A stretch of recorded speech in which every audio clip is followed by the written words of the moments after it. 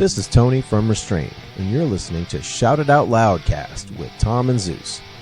Make sure you hit that subscribe button so you never miss an episode.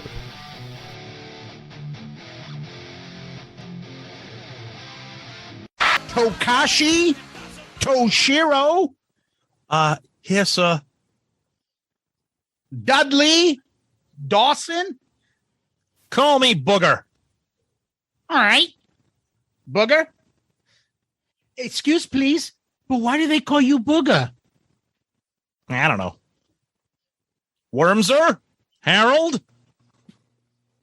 Aaron's left him like he's a refugee. You can't just leave me here like a refugee from the war. Ah, the greatest movie of all time. It really is. Stay tuned for a live commentary. Stay tuned for our live interview with the guy that plays Lamar Luttrell. Oh, is his name like fuck? I don't know. He was in an episode of Seinfeld. He worked at the friggin' photo mat. He was a Cobra Kai.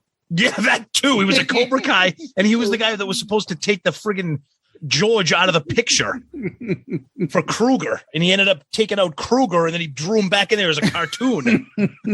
Kruger, you Kruger, Auga. Oh yeah, we got a show here. So, hello, hey, what's up there, Kiss Army? Tom and Zeus and Booger with another episode of Shout It Out Loudcast, episode 145. Kiss breaking the band. All right, Kiss. Yes, we're doing another documentary, another deep dive into the dirty world of Kiss breaking the band. Yes, I'm excited for it. How about Absolutely. you? Yep, Mr. Pawlowski. Ogre, you asshole. Ogre, you asshole. Ogre.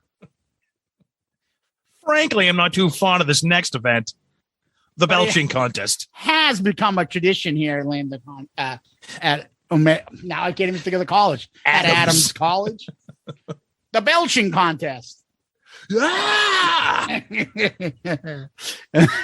And then in part 2, Booger meets Snotty. Part 2 is, you love that one. That's so bad. Look, honey, nerds. You guys are good nerds, good guys. Part 2 is so bad. The coach from Slapshot's in it. Oh, God. All right. Anyways. No, the coach from Youngblood, not Slapshot. I was going to say Slapshot. I'm like Paul Newman. Paul Newman's in Revenge of the Nerds Part 2. Dude, Youngblood, that movie's fucking fantastic. Oh. All right, what's my next role? There's a party in Revenge of the Nerds Part 2, Nerds in Paradise, Paul. I'm in. Sign me up. But you were in Butch Cassidy and the Sundance Kid. You were in The Color of Money. Doesn't matter. I'll do Revenge of the Nerds Part 2. Sign me up. I heard there's a young actor named Curtis Armstrong that I really need to work with. Oh, you mean Booger?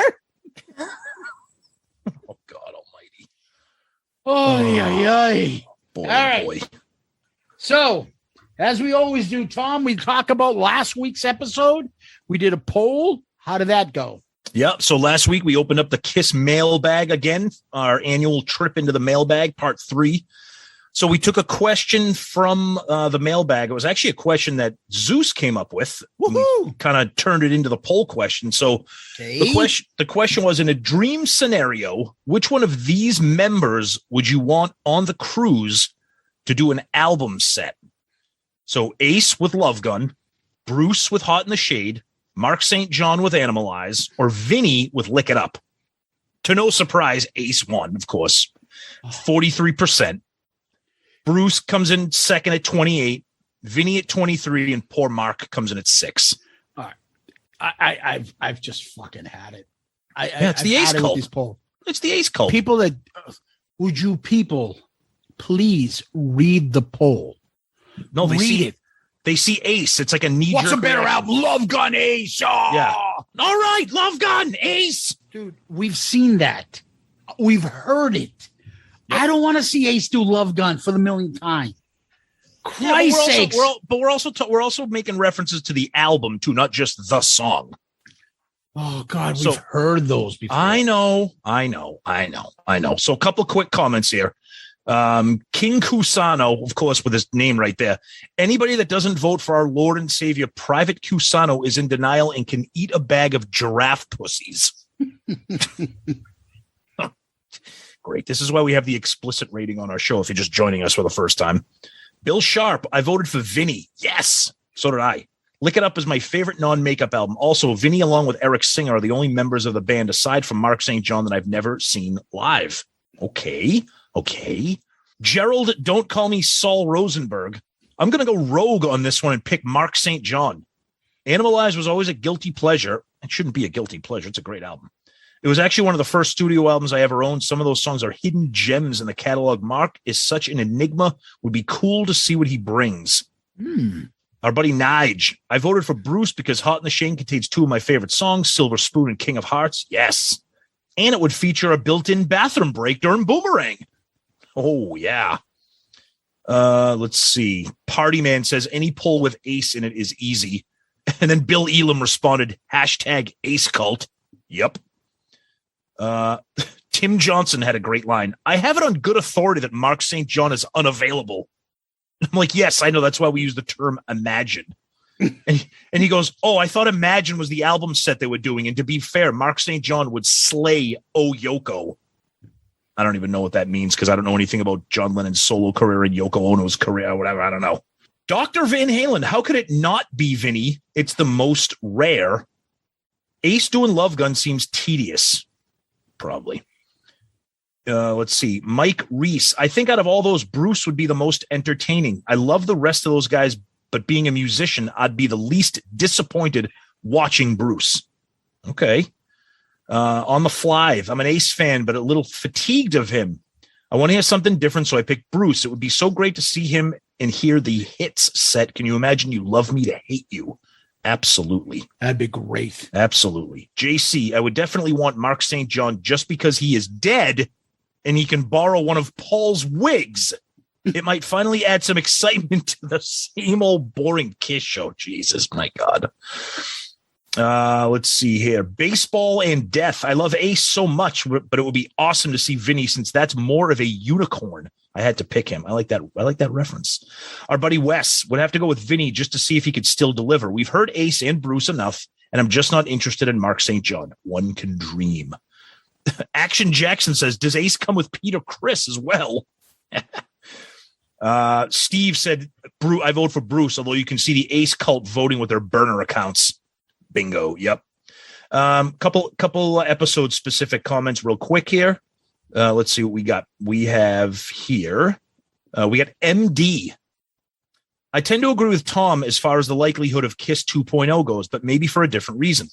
Why is everyone who thinks this is an inevitability assumes that Tommy and Eric would want to keep going without Paul and Gene? If I'm either of them, I want absolutely no part of that. That's an interesting take. Okay.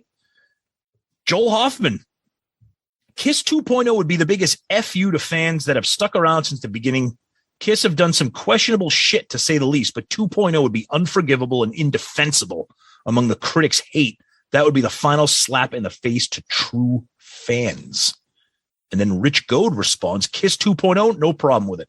There are already loads of tribute bands out there. Why not an official one? Tommy could manage it with 4 completely new members to remove all links to the past. Given Eric's age, I suspect he's cool with retirement. Okay, maybe. And then, of course, our buddy Tony from Restrained. I'm honored to be chosen as the one that Tom will throw overboard on the Kiss cruise. And if you think I'm insufferable now, wait until I'm properly pickled. I'll absolutely annoy the living shit out of you. Oh, I love you guys too. Oh boy, that's going to be rough. And then our buddy Nige made a t-shirt with a picture of Paul that says Cockwomble on it. That was great. Our buddy Scott says a Poison tribute band. That would be hard work mastering those songs and great band names. Poison You, Poison Me, Poison Us. Oh, man. And then he liked my idea of Bob Rock producing Kiss. That would have been my answer also. So there's some Twitter feedback from the mailbag. Zeus. Over on our Instagram page, Kip Winger lookalike Nicolino writes, the ball bag episode. Oh, there you go. Yeah.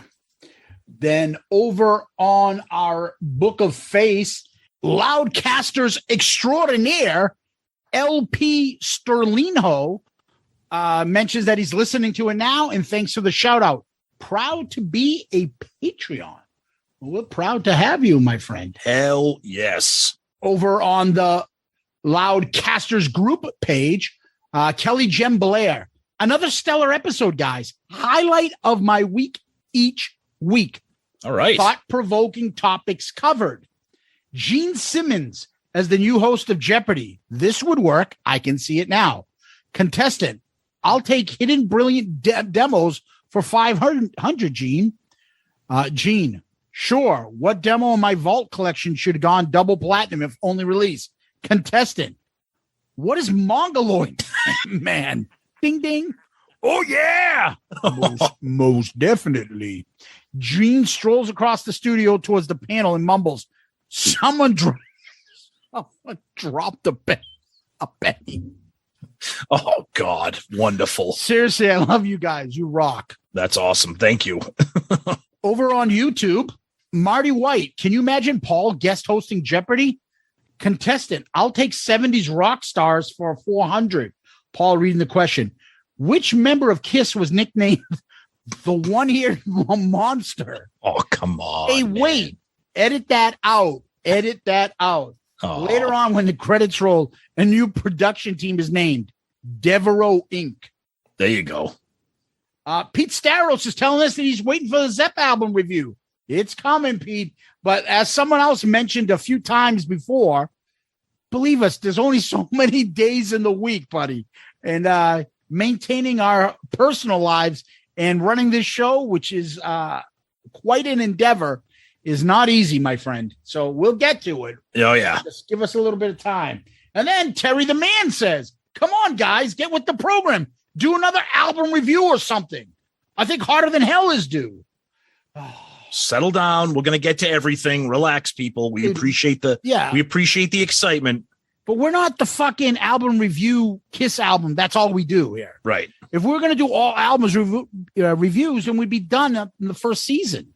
Like, we spread this shit out because we want to come up with different stuff. We don't want to just do those. Antonio Stratus, keep flying the KISS flag, guys, on the KISS cruise. Stay safe. Thank you, Anthony. I don't know why I called him Antonio. But Pending wrote, I don't know who Pending is. Nobody has yet to reveal why Catman and Emperor was scraped. It was? Oh, that's right. Yeah, I remember when that was a big thing on social media, and then I didn't hear anything more about it. Yeah, I don't know what happened with that. Oh, I don't know either. And then John B. writes, come on, guys, you've done an episode about every 78 solo record, but Peters, don't you think it's time? It's coming. Relax. We love the enthusiasm. When did we get like a producer? Yeah, I know. Like everyone telling us what we need to be doing. Like, relax, guys. We'll get to it. We're not doing it this year. If you notice, we've done one every year. This is our third year. Gee, wonder what's coming next year. We're already in fucking October. Calm down. Jesus. Settle down. Even Marty jumps to our defense. They're gonna do it. I played that album for my girlfriend. It's very well produced. I tried to tell her how good it is, but she was on a bit of a rage. She has a steroid problem, is covered in tattoos of daggers, and is built like Lou Ferrigno. Anyway, she went into a rage, beat me up while I was passed out. She and her brother Jocko tore my house down and put up a hot dog stand or some shit. The sex is good, so I stay with her. Jocko Johnson? Yeah, it's black. It's on the corner.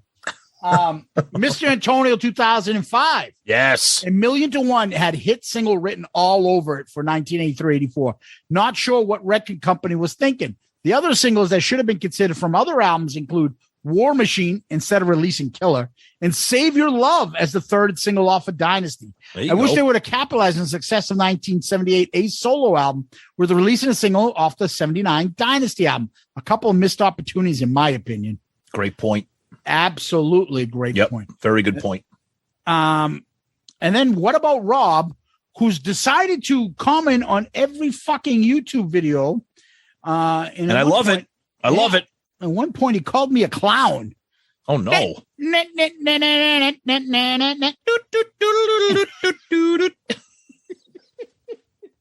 It's saying clown posse. As much as I like it, I don't think 83, 84 was the year for that. Remember, Metal Health, Come On, Feel the Noise, Photograph were songs that were popular by heavier rock bands. Okay. I'm not sure that those guys were heavier than fucking Kiss was in 83, 84. Photograph was not heavier than what was going on Animalize. Yeah, 83, 84, Lick It Up is heavier than fucking Quiet Riot and Def Leppard in 83. Agreed. That definitely is. Yeah. Anyways, Mr. Antonio jumps back. I do remember those songs very well. However, it would have been a better single to release after Lick It Up than All's Hell's Breaking Loose, just one man's revisionist history. Do you like Kiss? Do you? I love All Hell's Breaking Loose, so I don't know. And that's what I got, Tom. Over to you for some emails. Okay, we only got a few this week, which is good because we always like to get to the topic. So our buddy Angelo Capasso. I'm running and typing, so don't mind my typos. I don't care if all 4 original members were knitting a Kiss sweater on stage. I would go see them. I don't believe you both not wanting to see the original band on the stage again. Most bands are faking it live anyways. I believe you both would be front and center at that show, holding your piss cups, making sure not to miss a beat. Who knows? Maybe Angelo. I don't know. It's easy to say that we wouldn't, but you never know. We never know. But great stuff. Buddy Murph jumps in here. Gents, quick observation on the most recent episode. Solid as always. For Sonny's question of who is most likely to jump out of a plane skydiving, the obvious answer is Paul. But what is also a given would be the tweet that Paul would post on this experience. Quote, life is always about taking challenges, no matter what your age. Face your fears and live life to the fullest. You think the world looks beautiful from a bicycle. You have not appreciated its beauty until you do a 20-second free fall from 10,000 feet. Then I picture Paul doing his jump from the plane and screeching like the beginning of Heaven's on Fire. That really is frighteningly accurate, Murph, to what Paul would probably say. Well done. Absolutely. And then we did get an email from our great friend, Gary Cap. I'm not going to read it because it is a little bit of the personal nature, but we do want to say, Gary, we got your email. We are thinking of you, and our thoughts are with you and your family. And we want you to know that you are a family member of this show and a friend. And we want you to know that you are on our mind. So thank you, Gary, for reaching out as always. And that's it for mail. Just a few things. So. Yeah, we wish Gary the best. He's one of my favorites and great guy. Great guy. Yeah, Tom, one last thing on Loudcasters. Jason Warden. I look forward to your podcast every week. You guys crack me up as well as inform me on Kiss happenings and info I didn't know. Please don't change a thing. Keep it going. You guys are a riot. Nice and simple. We love it. Jason, you've been great with us. And this week, you are comment of the week. Good answer. Good answer. I like the way you think. I'm going to be watching you. Great stuff, Jason. Thank you so much every week. Your interaction with us, your comments, it's great to see that, you know, you're a big contributor to the feedback into the show. So thank you very much. And Tom, we want to give a shout out to our Patreon family. Patreon is the app where people can help and contribute to the show and help us grow. And with that, they get some extra content, some extra stuff from us. We have a great Patreon family. I was had to get some of the Shout Out Loudcast stickers out to a bunch of them. Some of them are over in Australia and France, and they're like, what's the address? And they give me the address. I'm like, fuck, how do I write this though? Oh, I don't understand how to do that either. Yeah, then I'm like, make it easy for me, guys. But I was so happy to do it. We love those guys, and they're fucking awesome. A couple more T-shirts got sent out to the Demon Crew. It's a great time. We have so much fun with them. Patreon, you can find us on the app Patreon or patreon.com, Patreon, or you can go to the episode notes where you find this podcast, and there's a link that we always put to Patreon. If that's something that you're interested in, feel free to jump in. If you have questions, ask us. But we love our Patreon family, and it's constantly growing, and we can't thank them enough. Absolutely. Yep. You guys are the best. You keep the show going. You contribute so much to us, and it helps with so many different things, big and small. And we just truly appreciate everything that you guys do, taking the time to contribute, be a member, take part in some of the Patreon exclusive things that we do with some polls, etc.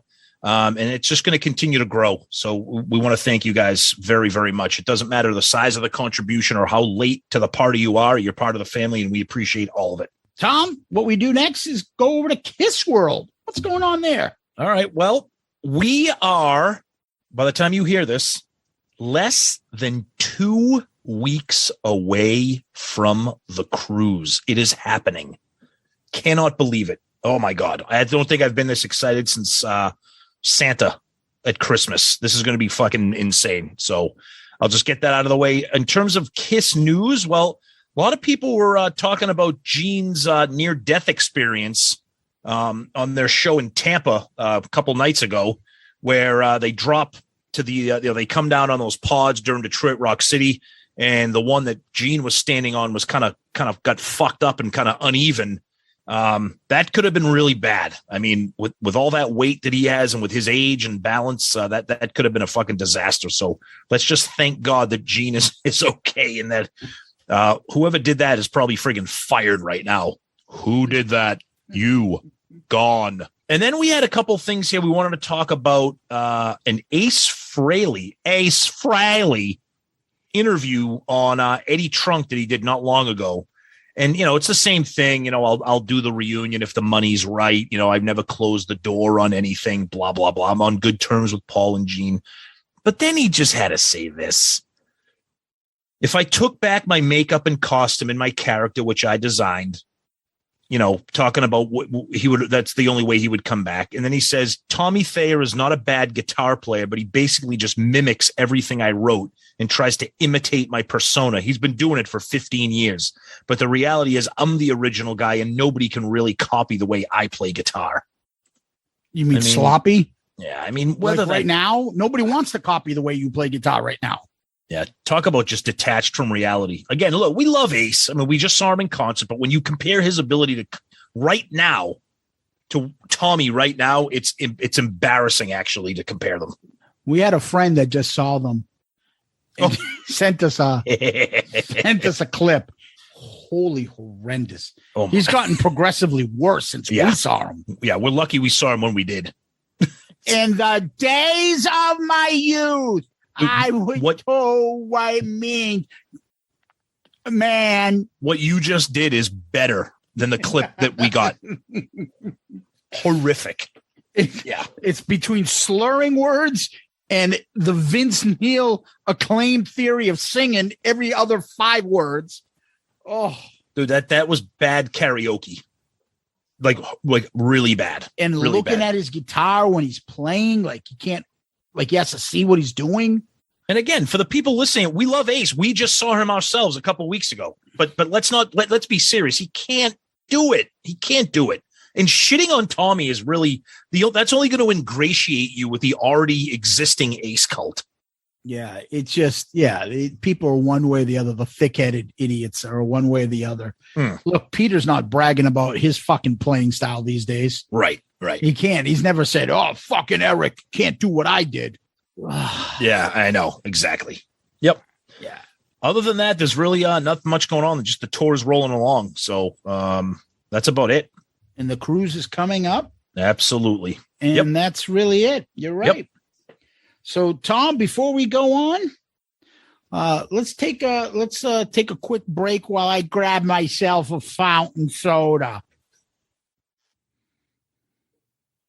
All right, I just finished my slice of cheese, so we're back. So Tom, I sitting at home on a Saturday one day, and I started seeing all these Breaking the Band, Led Zeppelin, Breaking the Band, Pink Floyd. I'm like, what the fuck is this show? And so I started watching. I'm listening to Dee Snider, and I'm like, holy fuck. What is Breaking the Band? It's about the turmoil of a band, and it's like a 1 hour show, and it's the stuff that we used to love, those behind the music type, quick, easy, digestible shows about a band, highlighted and narrated by the one and only Dee Snider. And it's got different people commenting, different people, and they show like actors like blurry in the background acting out parts of people in different bands. I wonder if it's the same actors playing different bands throughout this shit. But I got into it. I started watching it. So some bands that I know and like a little bit, like Pink Floyd. So I wanted to see that one. Obviously I'm going to be piqued with Led Zeppelin. I saw the one on Journey, and I was telling you about the fact. I'm like, holy shit. I didn't realize. I always thought that Steve Perry was the good guy in this story. What a dick. Mm-hmm. I watched that one. The next thing you know, I'm like, Kiss? There's a Kiss one? Didn't know it.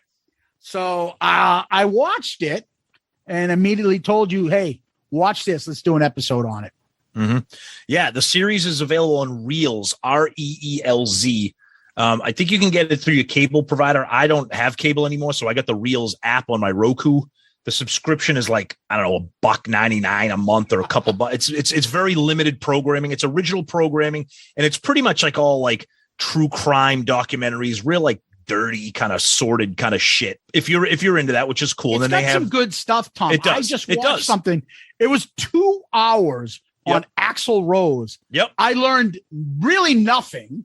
What I always like is they always find like people that aren't really instrumental in certain bands or artists' career, and they fucking love to jump in like, well, I knew him, this and this, that. Like, oh, lady, you didn't really know him that well. Yeah. But yeah, they do a lot of rock stuff and hard rock stuff that we like. Yeah, in this series, in this series, it, like Zeus said, it's what it does. It takes the most like sensational celebrity scandal aspect of behind the music. So it's called Breaking the Band. It's about how all these bands broke up. So it's like the inside dirt on every band.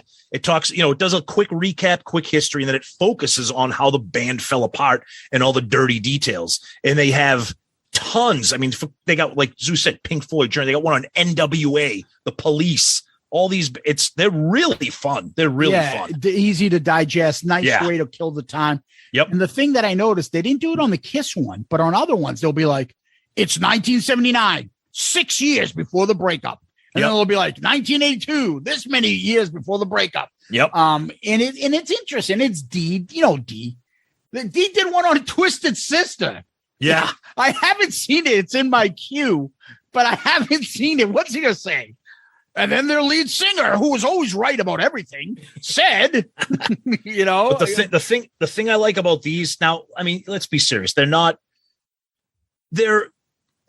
well produced, but there is a little bit of amateurishness to them. Yeah. Like Zeus mentioned the reenactments. It's comical. It's distracting to the point of being comical, especially for diehard Kiss fans like us. And when you guys watch this, you'll see it's really ridiculous. And it was confusing because to me, there was really no need for the reenactment for some of the scenes because like it shows them like, I mean, we'll break it down, we'll kind of get into it. But one thing that I did like about this is that Paul and Gene were not part of it.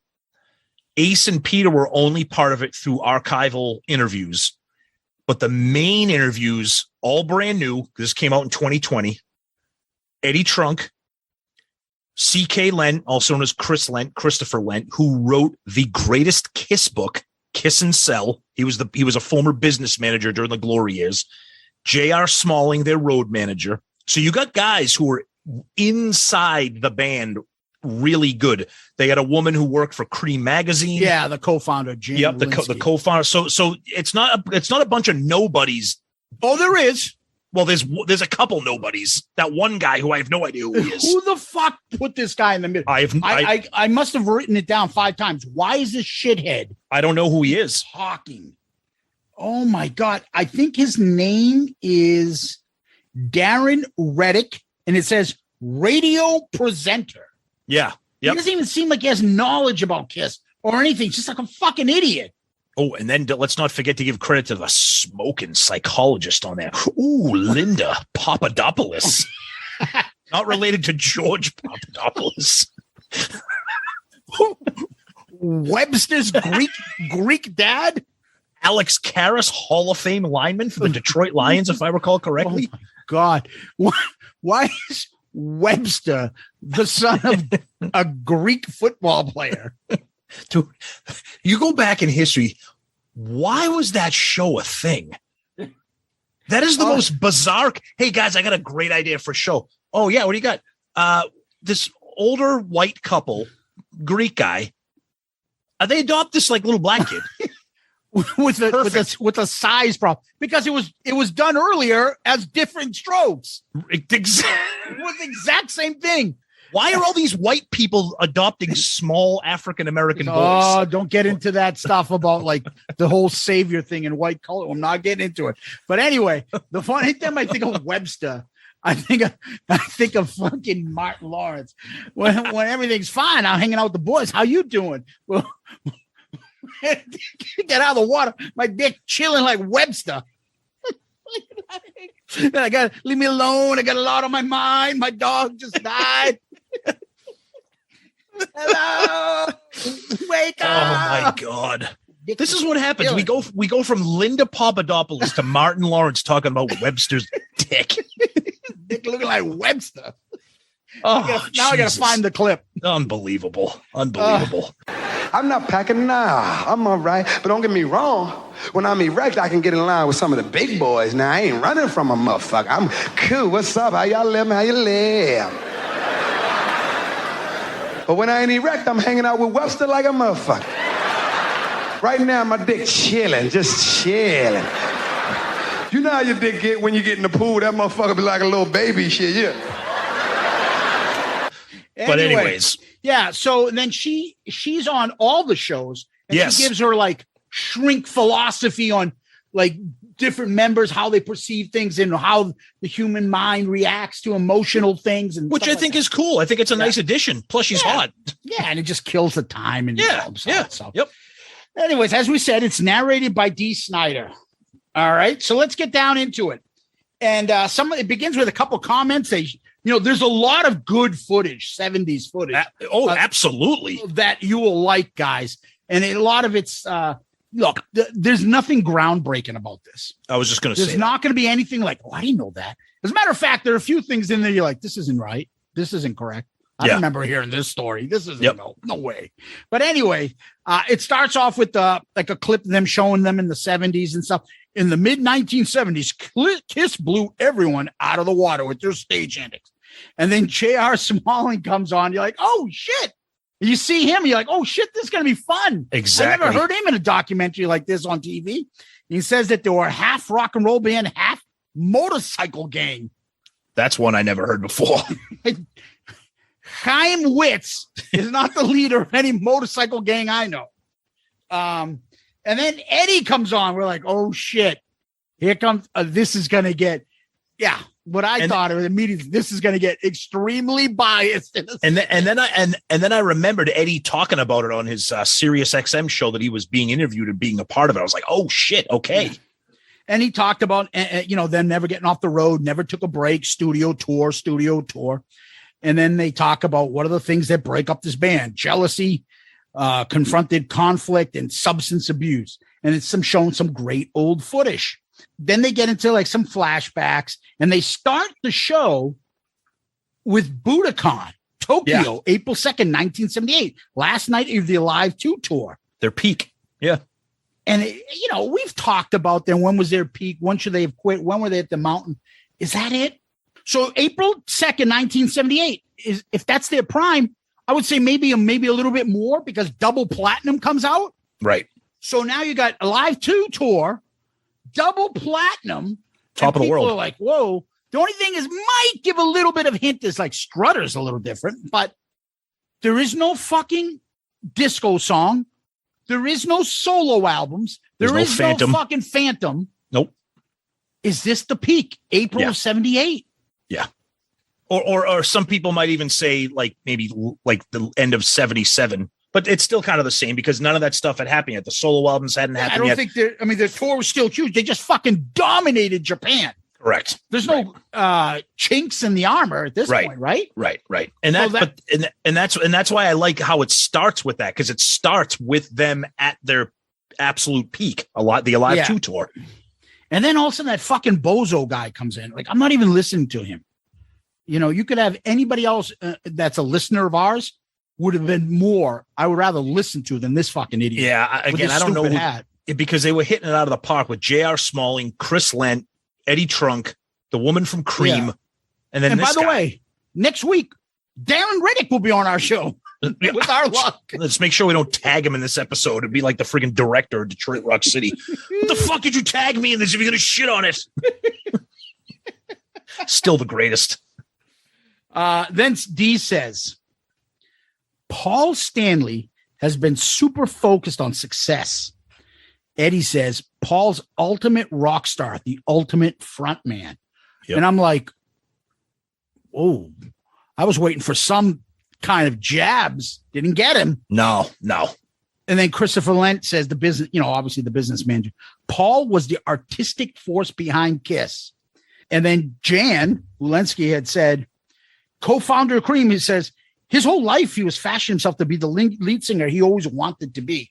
Mm-hmm. At this point, I'm saying to myself, oh, Paul had his hand in this. Right. Yeah, me too. I was kind of thinking the same thing. Because if you watch this whole fucking thing, yep. Spoiler alert, is there anything negative about Paul in this? Well, no. And I guess you could say that that it's about breaking the band, and the band was breaking because of Ace and Peter, whether you love those guys or not. But I know what you're saying. Gene gets shit on a little bit. A little bit. Yeah. Nobody threw a shot. I figured Dee would definitely take a shot at him. I don't think Dee takes a shot at anybody being the narrator. I think he just does I think he's the tour guide. You know what I mean? Yeah, but he's got some personal beef with Paul. He does. Yeah. Anyway, then they start getting into Gene, and Christopher Lendt says, Gene was always an intense personality to be around. J.R. Smalling says he's very sure of himself and very precise about what he wanted to accomplish. Mm-hmm. Yep. I can totally picture that's their first road manager. Yep. What it would be like with Gene. I bet you Gene has never changed. I bet he was the complete micromanaging asshole back then to everybody backstage. When I say I want my coffee, it better be here at 11:03, not 11:02, not 11:04. I could totally picture him being like that. And the way JR said it, like, oh, he's very sure what he wants. Like, and I want my M&Ms to be green. I believe it. And then JR goes on to say he has one word, his vice, women. Yep. Then Christopher Lendt talks about there's never been a day he didn't see women go into his room. And JR goes on and says that Gene wanted to sleep with every woman, period. Yep. So what you're getting here, you're getting the quick recap for people that might not know Kiss. You're getting the rundown of the history of the band, the background, and then you'll get the fall of the band. Yep. So, but two great guys to do it, J.R. Smalling and Chris Lendt. I mean, unbelievable. And JR goes on to talk about Ace saying that he was always in the fog. Yeah. And they show him with a glass of, if you get him like a glass of something alcoholic in a guitar was all he cared about. Yep. He says of Peter had to experience every mind alternating experience. So imagine that, saying that. That's the only thing you can say about him. Exactly. Yikes. Yeah, exactly. Yikes. Yeah, not good. And Ace comes in the clip and says, time to rock and roll. He's got a glass of That's champagne. that's that clip of him with the glass of champagne. Yeah. And it cuts to an interview of Ace. I was off in the ozone. Peter was playing in his kitty litter. Yeah, so this is when they add in the archived interviews because none of the only original interviews are from the people that we mentioned. Anything else is archived. Those guys are not in it. So yeah, and then the thing that I found funny was like the clip they used of Ace interview looked like a fucking YouTube. It was at somebody's house. I don't know where they found that one. And it looked pretty recent too. Yeah. You know, I think that was the one we did with Loudwire or something like that. I'm not even sure. Could have been. Then they cut to Paul's audiobook. So they use Paul's audio and Gene's audio. Which leads me to believe, I mean, like we said, so they're using audio from their books. They're using archival interview and some of it with Ace and Peter, as we said, and then some with Paul and Gene, but then like actual footage of the band, of concerts backstage. So this isn't like some amateur production here. I'm sure they all got paid, and I wonder how much they got paid. Exactly. Yeah. But yeah, they use some good footage. Mm-hmm. And then Paul says in his audiobook, at the peak of their popularity, we stopped touring. We couldn't. We weren't speaking to each other. We couldn't stand one another. Mm-hmm. So he's talking about 78. Yep. Then they finally go into the background. Here we go. Wicked Lester, Peter's hired, Ace joins. Mm-hmm.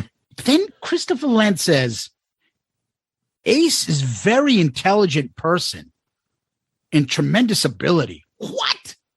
I've heard Ace been called many things, but I've never heard anybody call him intelligent. What did I do last night?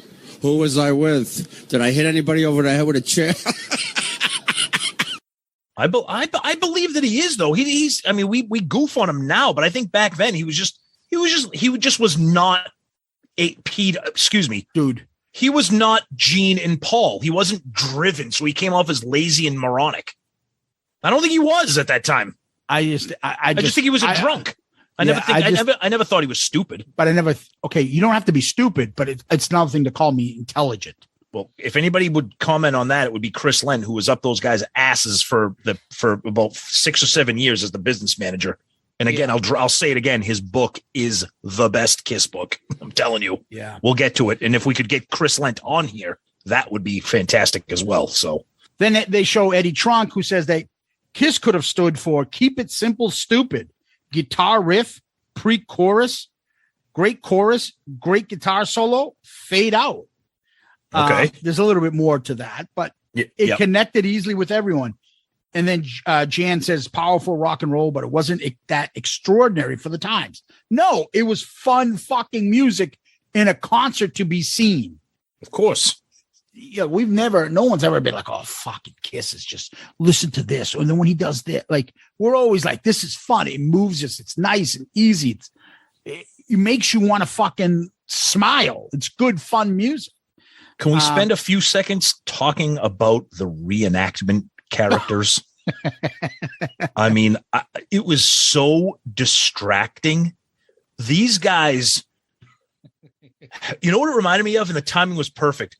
Recently on our Loudcasters Facebook page, somebody shared a photo of, and they called it Casual Kiss. Yeah. Those 4 guys in the parking lot tailgate at a Kiss show. It looked like these guys.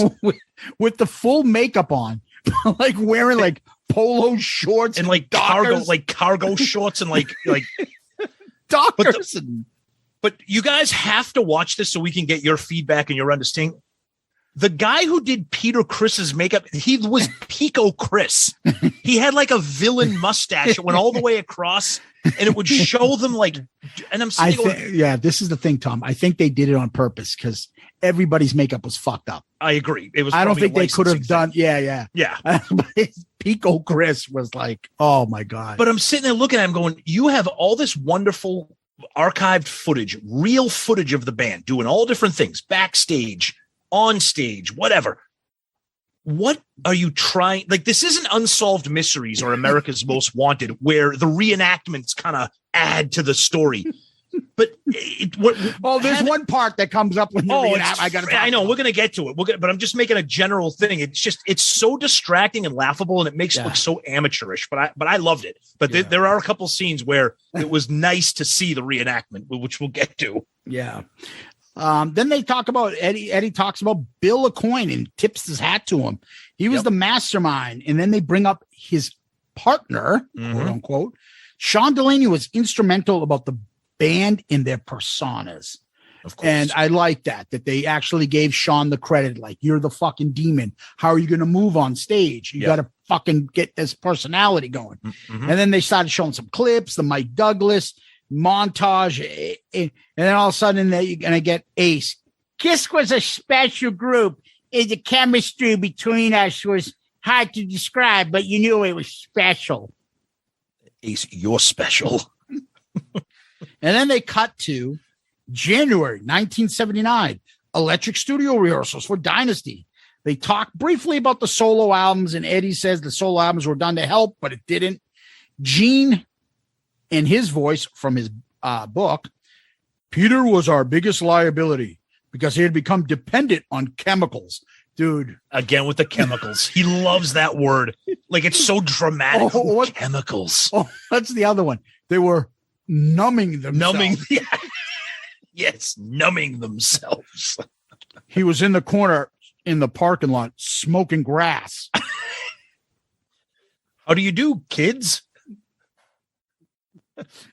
Every time I think of Gene talking about drugs, I think of that Steve Buscemi fucking that's what clip. That's what I'm saying. How do you do, fellow kids? I'm hip. What are you guys looking for? Some snow? Anyways, it's because he become dependent on chemicals. And then Poncia said he was tone deaf and he didn't play drums very well. That was it. That was crazy. Like, tone deaf. Like, you're a friggin' musician. That was brutal. And he didn't think Peter was good enough to play on a Kiss record.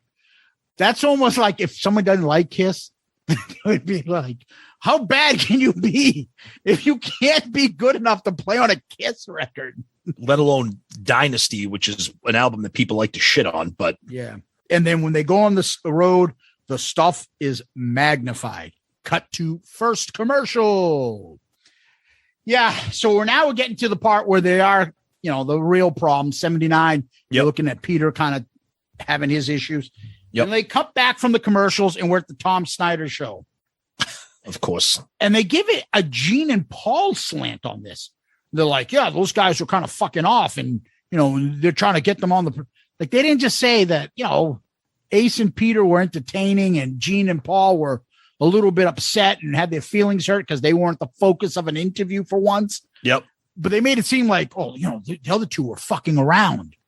And they were showing how pissed off Gene and Paul were. Oh, yeah. Yeah. And then they were saying that Ace went so far as being an antagonistic. Just the fuck up, would you? And then they talked about December 12th, 1979, 3 nights before the end of the tour. Peter deliberately messing up the drum cues. And Peter was screwing up everything, Christopher says. He threw a drumstick at Gene's head. And then they show the actors. Oh, this is great. And the fake fighting backstage. Oh, this is great. Okay. This is the second time. Yep. No, this is the first of 2 times. Yep. Okay. Whoever's playing Gene, there's no fucking way Gene acts that aggressively. Exactly. Yeah. Did that like stick out to you? Like he's like pushing away. He was like, what the fuck? Yeah, let's go. Yeah. Yeah. I'm like, this isn't Guns N' Roses reenactment. Exactly. This isn't Slash and Axl fighting. This is Gene Simmons. Hold on a second, Catman. I believe you will be fined if you don't show up again and perform properly. Lay off the chemicals or I might have to get physical with you. No, it's like showing like roid rage Gene. Yeah, like it's so awkward. Like, dude, these people know nothing about Kiss. Oh, God, no. Gene is never acting like that. It's so funny. Yeah, it was just Gene. I'm saying like Gene can't ever be that aggressive. Yeah. It says all of a sudden now Peter broke a bottle and Paul had to jump in. Dude. No way. What? Oh, bottle, Peter, don't! I'll fucking cut you up, motherfucker. I can see that. That I believe. Hey, fucker, which one do you want to get their fucking throat slit? I believe that. Peter, put the bottle away. Put the bottle down. You're gonna hurt someone. Hey, Peter, what the fuck are you doing with my beers? You smashing them? Hey, fucking asshole, that's my Cavassier. What are you doing? Can you imagine, Peter, you need to have plastic bottles because that's not recyclable what you just broke. Dude, there's no fucking knife bottle fight and Paul Stanley jumping in the middle of that. It's just not. Of course there isn't. Oh. And then they start your favorite Dr. Webster's mom. Dr. Webster's mom. The shrink. Ooh, Linda. That's when you know what hurts somebody, and then that's what you decide to press that button. Oh, and they do that. Absolutely true. Everybody knows that. I may not be racist, but if I'm fighting with somebody that's going to be offended by that, I'm not talking about me personally. Right. I'm going to use that racist term to fucking push that button. Right. Yep. I think of Kramer when he got to that fucking argument in that Jesus Christ. in that stance. He's calling them the N-word. Yeah. I don't know if he's a racist or not, but he knew that was going to piss them off. Dumbass didn't realize there goes his career. There goes your career. But he found the word that he knew would piss anybody off. And that's the problem. You know what the fucking word is. Maybe they called him a shithead. You're too stupid, Peter. Yep. And Peter threw out maybe something anti-Semitic at them. Who fucking knows what they did? I don't know. So whatever. And then I started writing down. Do you think you said, hey, Stanley, you one-eared monster? Fuck you. Probably. Gene, you fuck fat chicks. And what's the problem with that? Yes, I did. Every night. That's a great idea for a song. He turned back to him and goes, oh, yeah. Yeah, exactly. Ace, you're drunk. Yeah, no shit. What else you got? And then I started noticing that the actors' makeup is all fucked up. That's kind of picked up on. Yeah. But now they get to mid-1980 and Peter's doing the audition, remember? With the music stand and stuff. Yeah. Even they have the reenactment. The reenactment is so great. I mean, it's so cheesy, but it's so entertaining. My favorite part of that, he's like still fixing the music and he's trying to play, and the other actors just walk out. They walk out. Yeah, they're like this guy fucking blows. He's terrible. You're done. And then the Peter, and they say the rehearsal doesn't go well, and Peter is out. It cut to a clip of Peter saying, if I stayed, I would have died because I was heavy into cocaine. That was crazy. He's like, yeah, I would have been dead. I was like, damn. Ace says the same thing, right? Yep. Yeah. How bad is it with those two that they fucking, you want to die or kill yourself? I know. And then comes our favorite, Eric Carr, the Fox. Yep. But they mentioned that he's now an employee.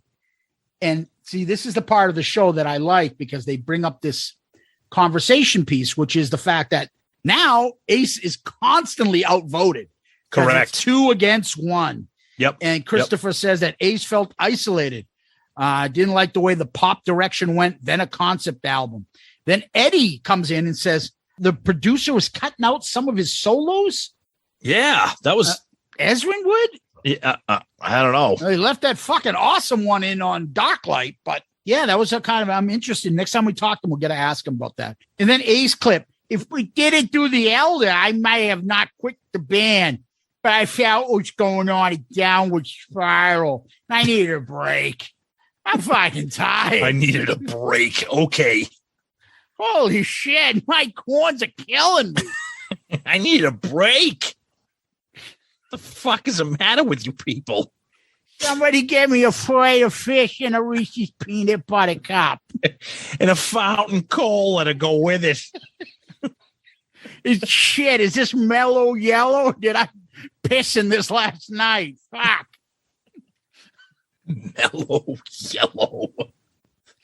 Remember mellow yellow? Fuck, dude. Mellow yellow was like ghetto Mountain Dew. That was like trash. It was like not greenish. It was literally yellow. It was piss. It was piss. It was syrupy piss. Carbonated urine. Regurgitate my mellow yellow into piss. Picture Ace asking for that. Where's my mellow yellow and my fillet of fish in a Reese's peanut butter cup? Yeah, but this guy was called intelligent by Chris Lendt. That's what I was saying to you. Oh, God. Anyways, cut to commercial number 2. Oh, Jesus. All right. Now they do a quick little montage through the non-makeup years as though nothing happened. Yeah, exactly.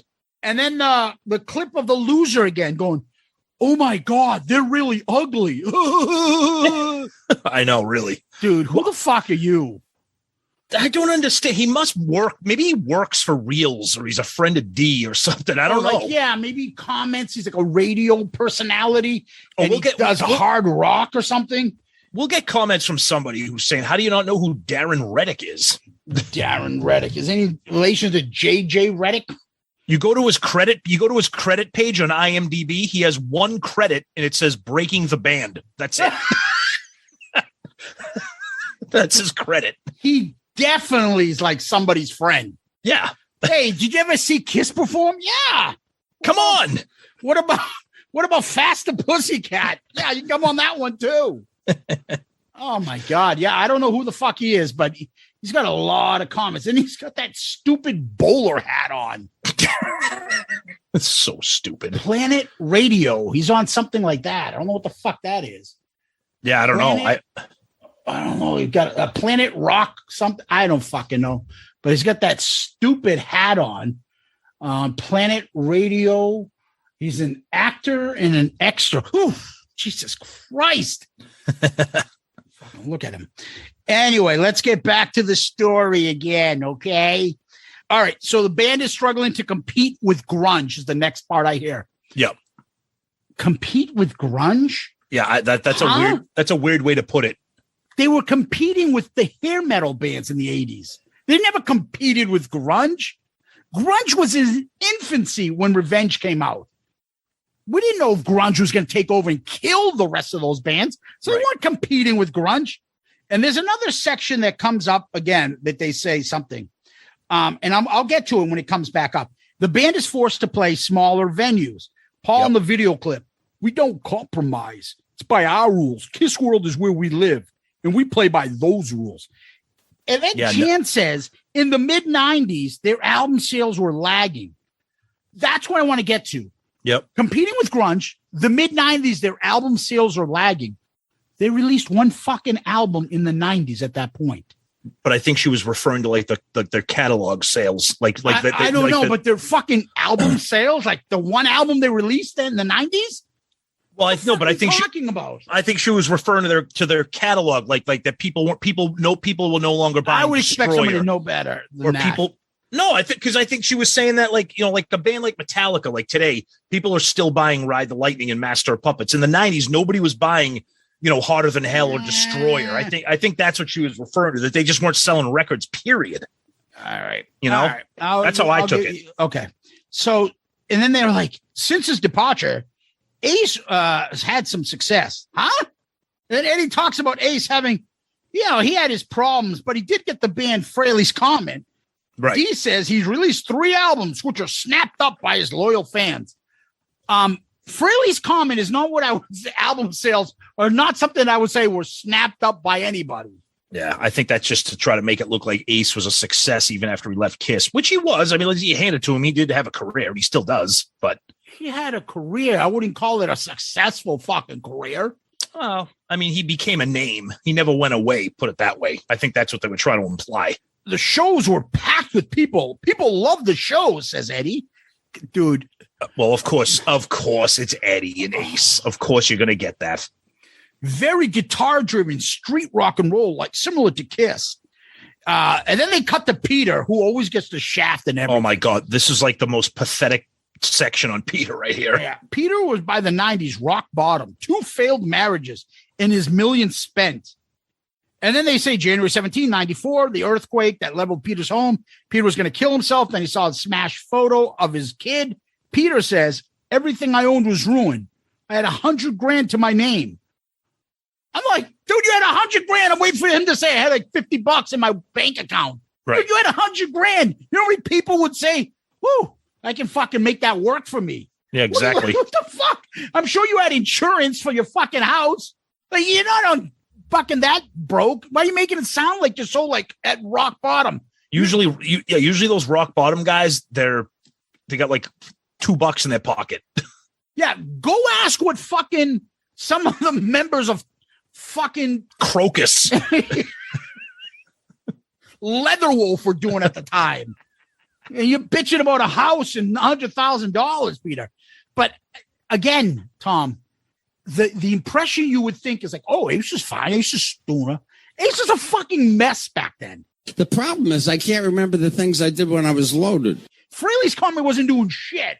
But his career is better now than it was then. Right. He wasn't doing anything. Oh, he was packing shows. Oh, fans ate it up. You fucking kidding me? Well, okay, all right, but let's be serious. Comparatively speaking, history speaks well for Ace back in the 80s. I mean, he did start a career. He did start a solo album. They would play with selling out clubs, and Peter was a mess and almost fucking died. I mean, of course, they sensationalized this. You're in the 90s, dude. We're in the 90s now. Same Fraley's thing. Comet. If you thought hair metal bands were dead, what do you think? Fraley's Comet was succeeding back then? No, but he was still I'm just saying it's a sensationalized documentary about the history of the band. They want to make everything is going to be turned up. Don't give me this image that Ace was fucking doing well in the 90s. He wasn't doing shit, and he was fucking hooked up on shit. He was out. Right. So he wasn't fucking that much better than Peter. Peter looks like an asshole. That's what I'm just saying. He just you're right. Comes across way worse than Ace. Ace you wouldn't think that Ace had nothing going on. Oh, he was fine. Bullshit. There is no documentary where Peter does not look like a disaster, which I think we need to step back and say that's because he was a disaster.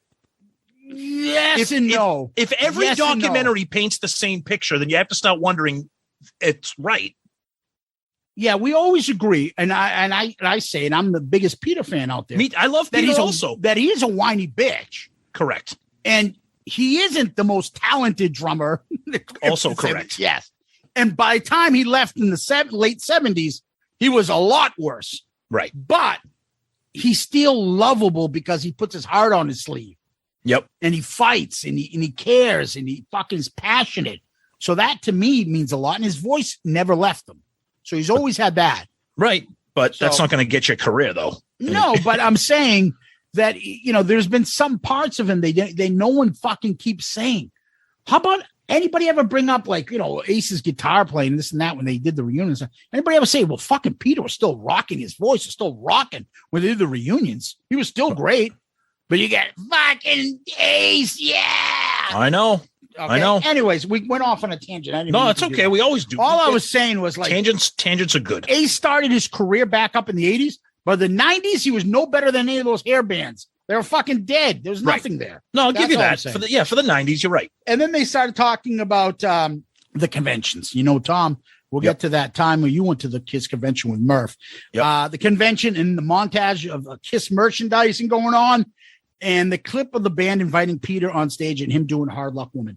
So you can kind of think and say to yourself, if Peter didn't make that first original step, the reunion never would have happened. Never.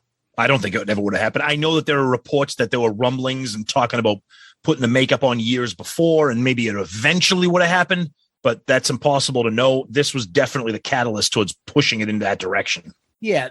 It would have to be somebody coming up with a blind business decision to do this. This Peter step was organic. Yes, and it kind of got them to you know what? Let the fucking bygones be bygones. And you can also tell in those clips too. We'll get to it when we start talking about the reunion a little bit more in detail. And then all of a sudden they have the fucking idiot guy back on. Oh yeah, and he says another fucking stupid thing. Once Nirvana hit it big on MTV, that just made them superstars. So obviously dude, MTV Unplugged did not make Nirvana superstars. It was like 6 months before Kurt Cobain died. Nirvana was on every fucking magazine, fucking fashion thing, everything. MTV Unplugged didn't make Nirvana. It became legend, and they put it on an album because he died. You fucking idiot. But that's what happens when you have guys doing a documentary that aren't really well versed in that stuff. So I'm saying to myself, I write down, who's doing the fucking editing or fact checking on this shit? I agree. And then, but they do talk about the fact that this is the second most watched ever, which I assume Nirvana's was the first. Yes, I think that's correct. Yeah. And then they show the Gene. Hi, Pete. I love that. And I love that. You know what? Those videos of, you can tell, we've said it before, Gene legitimately loves Peter and is happy for him and is rooting for Peter. And you can see that. But he loves money more. And anybody that tells you that they want less money in life, be suspicious of this person. This is a liar. So, well, of course. Of course. So no matter how much he loves him, let's put it on paper first. Hold on, Pete. Yeah, I don't blame him. I don't. And then Eddie says he was at the MTV Unplugged. The electricity in the room when Ace and Peter came out was off the charts. Mm-hmm. And then Ace reclaimed his spot on the guitar. He doesn't say shit about Peter. No, he does not. He said Ace reclaimed his spot on guitar. I thought that was an interesting turn of a phrase. He reclaimed his spot, meaning fuck off, Bruce, I'm taking over. Yeah. I didn't like that. I didn't like that. Ace, I mean, Bruce was doing different music. He didn't come in the 70s and copy Ace. Well, not to mention, not saying reclaimed it. And Bruce was in the band like longer than you. Like, yeah, exactly. That's just a weird phrase. I didn't like that, but that's what you get when you. What about Peter? What did he get? Isn't that your buddy too, Eddie? Come on. Right. Yeah. The fucking Stewart shit's coming out. I'm holding it back. Careful. Anyways, it felt good to see the original Kiss guys back together. Jann makes a point that it was like, and I do agree with this, and it's an excellent point. It was like being the kids and trying to get your divorced parents and getting them back together. Absolutely. It's great point. Perfect analogy. Right. Yep. We got our parents back together. Yep. And then here you get the Second Coming clips. We've talked about Second Coming. You can watch that on a previous podcast. We talked about Second Coming, the DVD. Christopher Lendt says, what motivates Gene is money. Everybody wants more money. Gene's audiobook. We want them under an employment agreement. We were not interested in being partners. And then the doctor says, Gene's point of view, the group did not equal what they brought to the table. Of course, they never were equal. And Ace and Peter felt that they were being treated unfairly. They were paid per show fees. Now employees of what they used to own. I don't have a problem with that. I never had a problem with the reunion setup. So let's think about that. If I own a pizzeria and I have a partner, and I'm like, you know what? I'm fucking tired of being this pizzeria. I'm trying something else. And then years later, I come back. The pizza place has been a success for 15 years. I come back and I go to my old partner. I'm like, hey, I want to come back in. You think he's going to be like, oh, yeah, let's split the books. Exactly. He's going to say, all right, you're great at what you did when we were partners together. You can run half of the shit that I run, and you're going to get a fucking $2,000 a week. I'll pay you. Yep. I'm not fucking giving you. I'm not making you a partner again. Fuck off. Agree. I know. Right. I don't understand. It's confusing to me when you hear that, when you hear this aspect of history. Like, are we supposed to think that Gene and Paul are like the bad guys for doing that? Because that's fucking common sense, both business sense and both human being sense. You know what it is? It's the age-old sports contract. When the player signs the contract, then he has a big year. Yeah. He's like, oh, I'm not going to fucking play because I might get injured. I need a new contract. Yeah. So what if you sucked? Right. Is the fucking team allowed to cut you? Other than football? No. They're stuck paying you. Are you going to fucking take money away and be like, here, you don't have to pay me this much. I suck. So why are they obligated, but you're not? So we all know, hindsight being 2020, the tour was bigger than ever. Oh, God, They still got paid well. What if the tour sucked? Yep. What if COVID hit during that time? What if something else happened and it didn't become successful? What if the Beatles came back or Led Zeppelin did at that time? And there is a flip side too to the argument too, if you want to play devil's advocate with Gene and Paul, and we'll get to this eventually when we do cover the reunion in detail. But just quickly talking here, the reunion made $43 million, give or take. That's because of Ace and Peter reuniting with Paul and Gene. So if you want to play devil's advocate and side with Peter and Ace, be like, motherfuckers, you're paying us this little stipend here.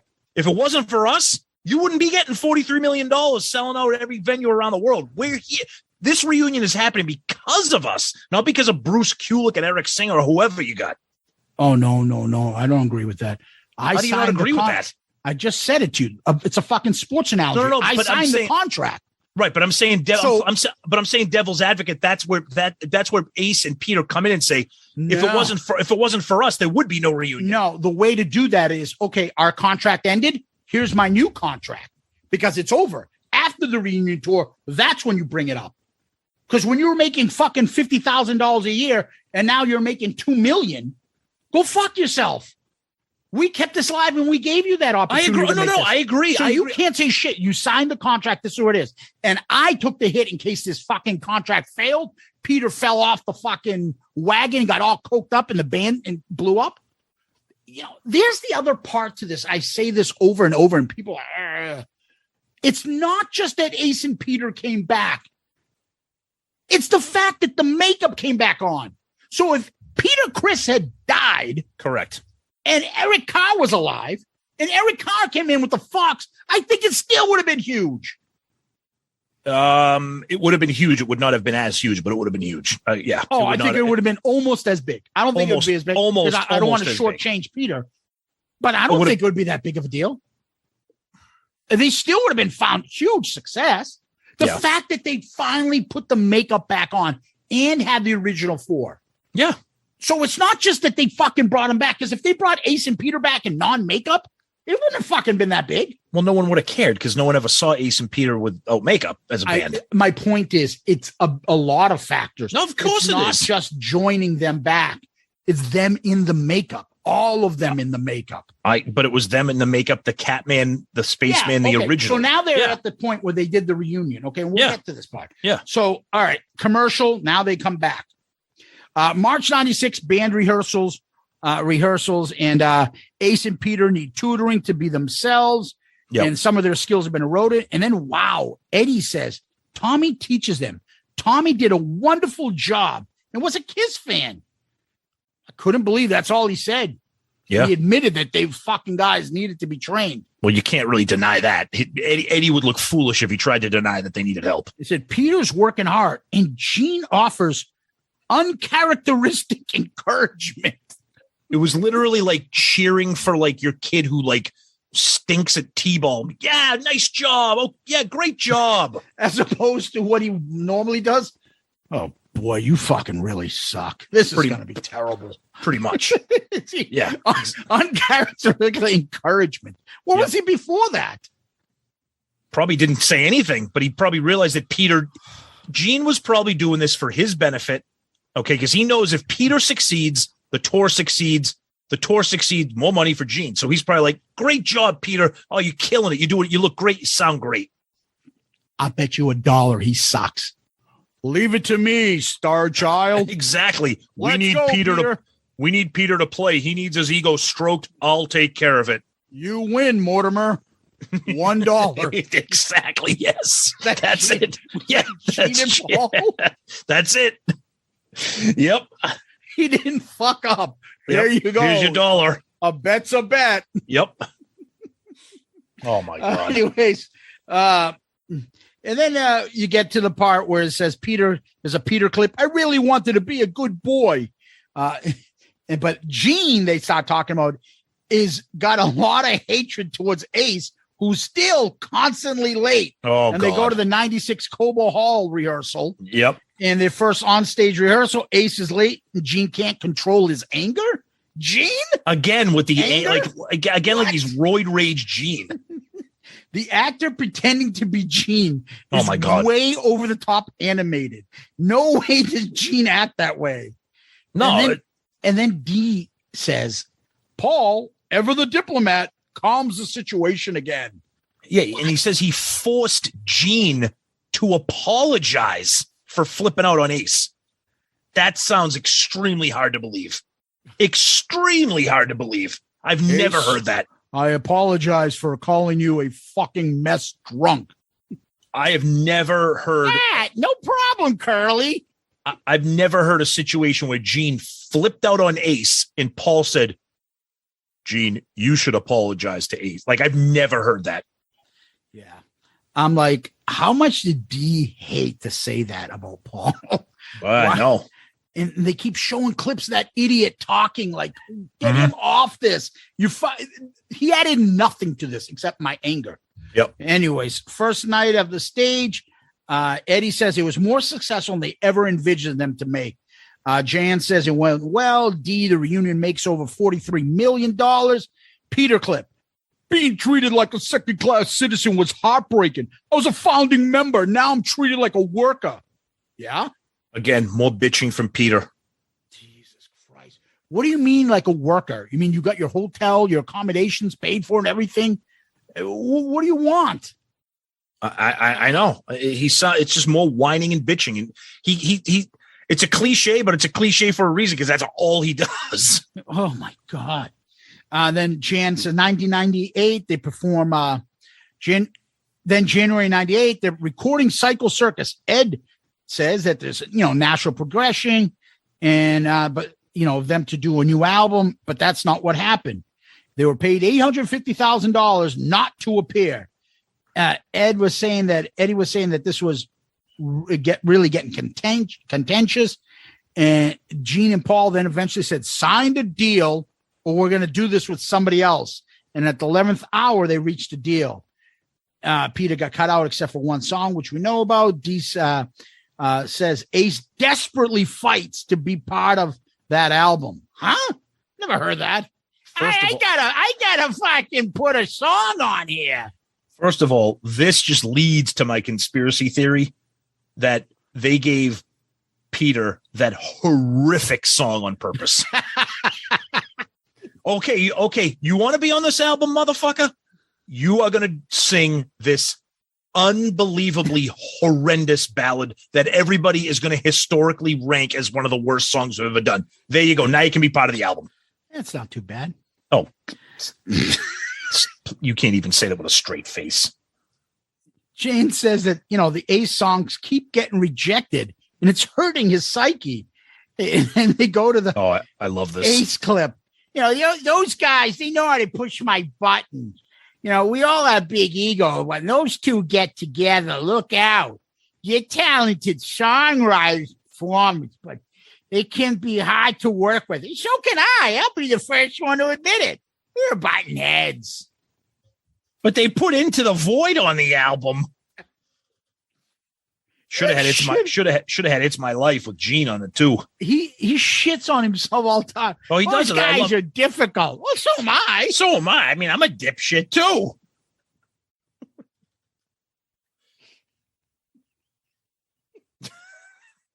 I'm a drunk. So am I. And then Dee goes into Psycho Circus is released to critical acclaim. What? Back then it was. If you could, back then it really was. People loved it. Critical acclaim. He's referring to the friggin' dipshits from like Rolling Stone who probably like that that pile of steaming bird shit. Reaches number 3. Oh. But when they get on tour, it's hanging on by a string. Ed, Ace and Peter were unhappy, not the same as the original reunion. The end of the band is getting nearer. Commercial. So now they cut back 4 years since the reunion. Eddie mentions old stuff is back up. Substances, unhappiness over money, not caring, not showing up. And then they play the Paul clip about the tour and how it was horrible and constant misery. And he's angry at Ace and Peter for being disrespectful for what the fans gave us. And then there's the part of Ace telling Peter about, I make $10,000 more per show, cat man. Dude, that reenactment with those actors, that was great. Another great, hilarious bit when they show like Peter flipping out. No! Why do you think Ace told Peter that? Because he knew it wasn't going to have a good ending. He knew that Peter wasn't going to be like, oh, okay. He knew that was going to be the end. Maybe because he wanted to get the fuck out of it and be like, probably. Let's hold their feet to the fire, cat man. And then Eddie says Peter and Ace seen as brothers in a unit, and Peter sees Ace as breaking that bond. And then the Peter clip. I can almost forgive Ace, but not the other two. Why is it the other two's fault? If Ace is the one who hurt you, and the other two guys are just doing business. I know. Come on. I so know. Peter gets paid the same as Ace for the rest of the tour. Then Peter puts the teardrop. Which is literally one of the most embarrassing pieces of Peter's history in Kiss. That is the most douchey, childish, dumbass thing I've ever seen. Although he then tops it by the next thing he does. October 7th, 2000, Kiss reunion's last show. Peter smashes his kit. Last time the four will ever play together. Dude, watching that clip of Peter do that to his drum set is, oh my God. You never know. You never know. Would he have done it without it? Meaning the last show of the tour, if they really are retiring, you fucking want to just be rock and rollish and break it? Who gives a fuck? Paul does his pre-staged fucking broken guitar. Why does he get to do it? Peter has never done that. That was his move about being fuck off. I'm out of here. That's more emotion. He fucking let it all out. That's more believable than, hey, cut my guitar in half, and so then I'll come out and I'll pretend I really break it. Paul's not doing that out of anger. He's doing it as a thing, as an event to get the crowd fired. Yeah, fake rock and roll. So of course Peter's it is. pissed off and doing it. So a guy destroying his drum set like a child in front of an audience and a crowd. That's cool. It's rock and roll. No, it isn't. That's not rock. When Keith Moon destroyed his drum set, he didn't do it out of anger. He did it because he was like just flipping out like a rock star. He didn't do it because he was fuck you, Pete Townsend, fuck you, Roger Daltrey. No, but it's still rock and roll. Is to break something to do. Why did we break shit in Stonehill? Because we're rock stars. Because we're immature douchebags like Peter. That's why. Okay. Anyways. April 10th, 2014, Rock and Roll Hall of Fame. Dee says Gene and Paul kept Kiss together with different musicians.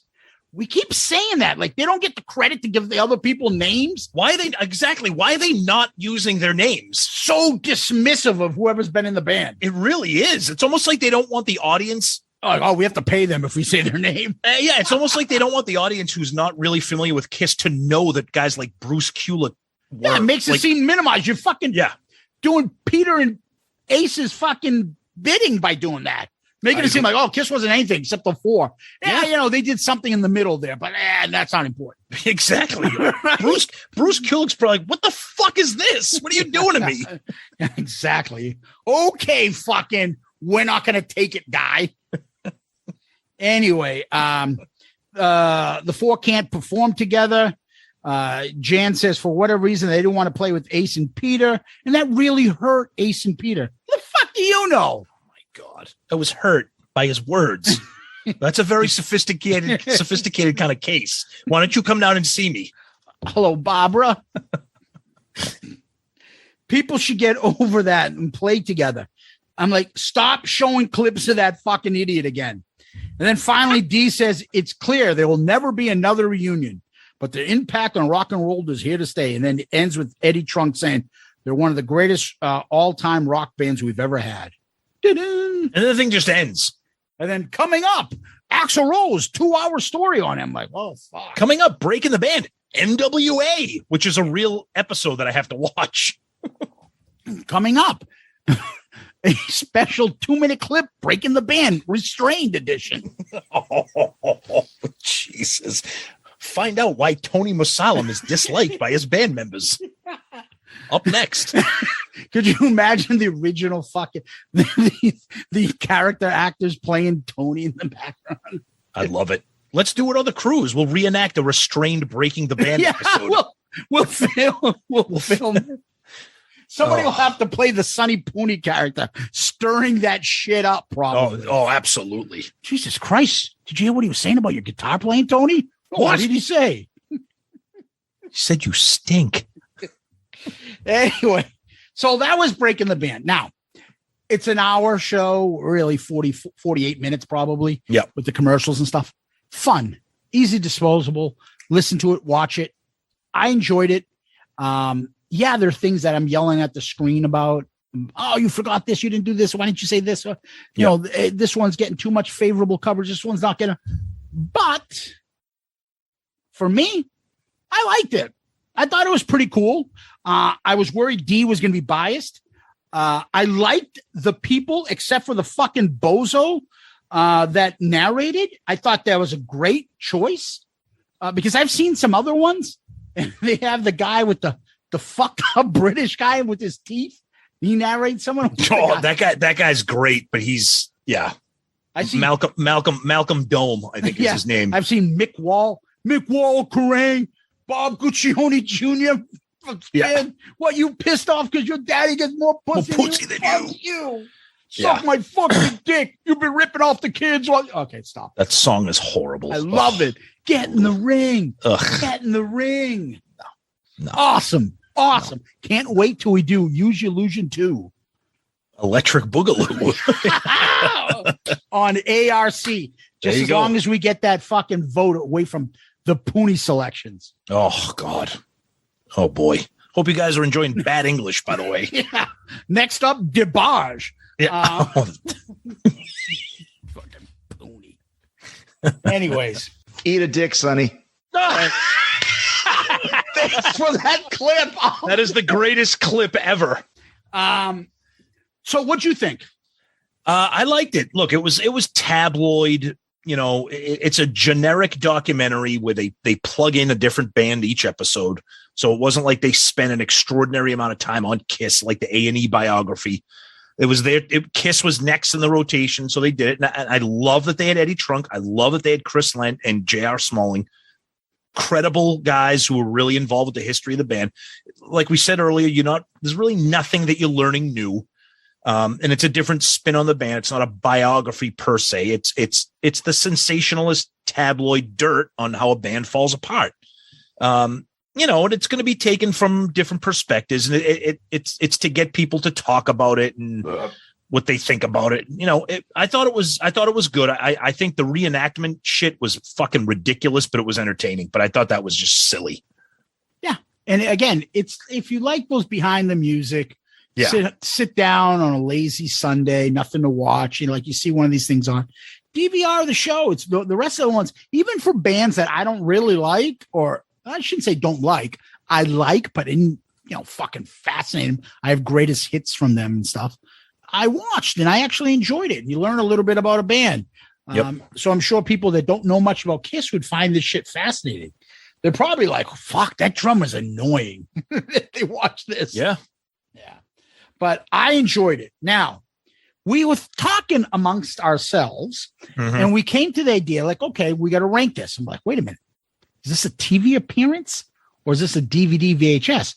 And then you came up to me and you're like, dude, we need to stop with this DVD VHS stuff because it's technically the ones that we have done so far were Kiss Confidential, Second Coming, Eric Carr Story, technically A&E biography.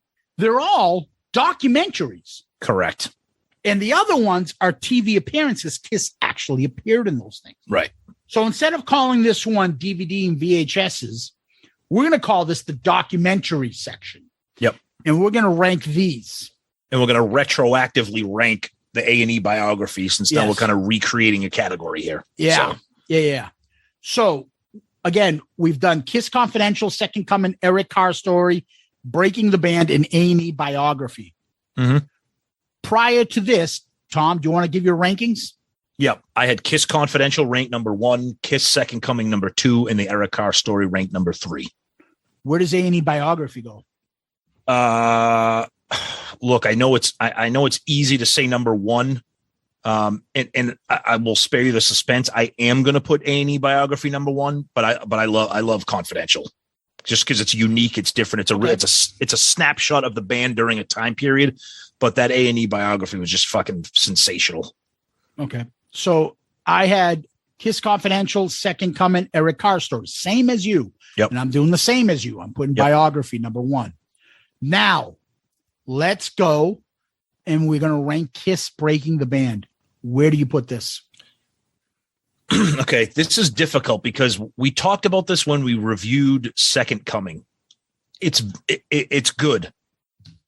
it's way too long and way too bloated and needed to be edited. There's a lot of stuff on there that like nothing Kiss related ever bores me, but there was stuff during that where I was like, you got to fucking move this along. It was way too bloated. So because of that, I'm going to penalize that.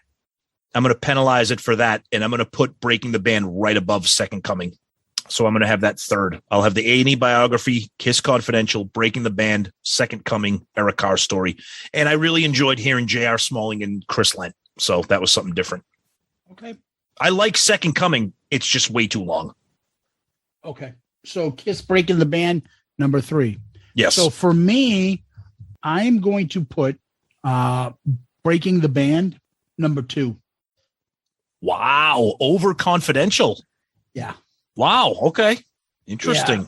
Yeah. All right. There's a lot of filler on Confidential. There is. And I just like it because it's a timeline of the band at a particular point in their career. Yeah. The thing I'm thinking about is, though, like if I'm on the couch and I have both of them there on the DVR, which one am I playing? Right. I'm more apt to put in Kiss Breaking the Band than Kiss Confidential. Maybe. Yeah, I hear you. That's what I'm thinking. Yeah. It's well made. Yeah, it's bubblegum TV. Yes. I think. And it's just easy, digestible, and move on to the next thing you're going to watch. Yep. I enjoyed it. I don't think it's anything special, but I enjoyed it. Yeah.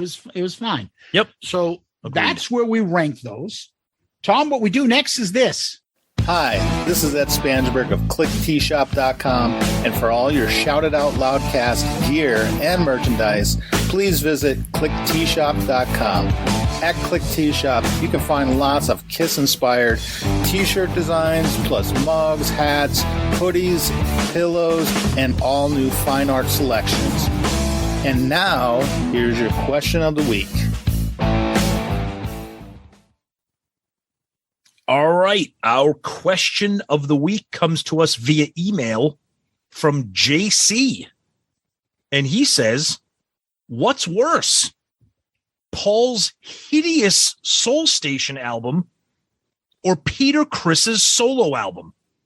Now, be careful answering because we have not reviewed the Peter Criss solo album. So we're probably not going to get to it for quite a while. But off the top of your head, very quickly, what's worse, or what's better? I'll say what. Yeah, exactly. I would phrase it. What's better? I like Paul's Soul Station album. It's not a Kiss album. I like Peter Criss's solo album. It's not a Kiss album. Well, this question is coming from a person who hates them both. So yeah, that's why. I get that. Right, but I'm right. saying in my way of justifying it, I would say it like that. And I would say, if you say what's worse, I would use that terminology. But what's worse is Paul's. Because Peter's is better. His solo album's better. Yeah, I completely agree. There's a couple reasons. A, Peter's album is just better. And Peter gets extra points for me because I feel that Peter's album is a much more honest and emotionally connected album. I think Soul Station, he loves that music, but I think Paul was trying to show a side of him at this point in his life. I think he wanted to kind of present an image of himself. It kind of comes off a little half-assed to me, but so he loses points for that. But even without that as part of my equation, Peter Criss's solo album, we're on record as both saying that we like it. When we get to review it, you'll hear more about that. But great question. Thank you, JC. Appreciate it. Tom, where can people find us? Our email is always the best place. Please reach out to us. We read every one of your emails. Even if we don't get to them on the show, we read them. We talk about them amongst each other here. So please send it. That is shoutitoutloudcast@gmail.com. Shoutitoutloudcast@gmail.com. You can also contact us on all the social media, Twitter, Facebook, Instagram. Tag us, reach out to us. You can also send us DMs on all of those. We're very interactive on the social media. If you're not part of that, jump in because we are very active on there. We're part of the great Pantheon podcast network of shows, tons of great shows, including a bunch of our friends that are on there, guys like Jay from the Hook Rocks, Baco from Cobras and Fire, a bunch of guys there, tons of great shows. Check those guys out and check out some of the other shows, and you can find more information about us there too. And as we mentioned earlier in the show, our excellent Patreon family. Please check us out on the Patreon app or patreon.com, and you can search for us. Take a look. There's a couple tiers there offering some perks and special things to be a big part of the show. Anything you can do, we appreciate it. And all of you current patrons, we love you guys, and we can't thank you enough. And of course, the sponsor of our question of the week, Ed from Click T-Shop. You want your Shout It Out Loudcast t-shirts? Visit Ed at Click T-Shop. Great stuff there. Get a Shout It Out Loudcast t-shirt. Wear it proudly. Yeah, I believe he has the T-shirts down, thanks to us, for $19.99. Yes. So go get your Shout It Out Loudcast T-shirts over there at clicktshop.com. You can always DM us on Twitter, Facebook, and Instagram. You can make sure that you subscribe to our YouTube channel. Give us one of those 5-star child reviews so people can find our podcast. Those Apple podcast reviews are a huge plus for us. So if you'd be so kind to do so, please do that. And as a matter of fact, we did get an email today, Tom. I don't know if you saw that. Okay. From someone that let us know who he is, because we read the last one and he told us who he is. I'm not going to give away his name because he uses different names online, but he did come back and tell us who BTBAM Rules 310 is. Did you know? Okay. Okay. Yeah. Excellent. So if you do put an iTunes review up there and you don't want to put your name, tell us who you are so we can obviously give you a shout out if possible. And awesome. Thank you. So always, please email us, shoutitoutloudcast@gmail.com, shoutitoutloudcast@gmail.com. Tom, as always, we always leave things with famous last words. What do you got? And on the edge of the darkness, we'll be living in another world. And I know that a part of you's going to be a part of me. Girl, I'm a legend tonight. Nice. Yes. All right. I walk the streets by day. I never know quite what to say. It doesn't matter anyway. Who's the man? Terrible. Love that song. Terrible. Who's the man? Woohoo! Not good. Go back and listen to our Gene Simmons solo album review. Tom, thank you. Kiss Army, thank you. Loudcasters, thank you. Guys, thank you so much for everything, being a part of the family, being a part of the show. Let us know if you have seen this previously or if you're finding it because of this show. Let us know what you think about it. Thank you guys, as always. Zeus, my friend, thank you. Peace out, Girl Scout.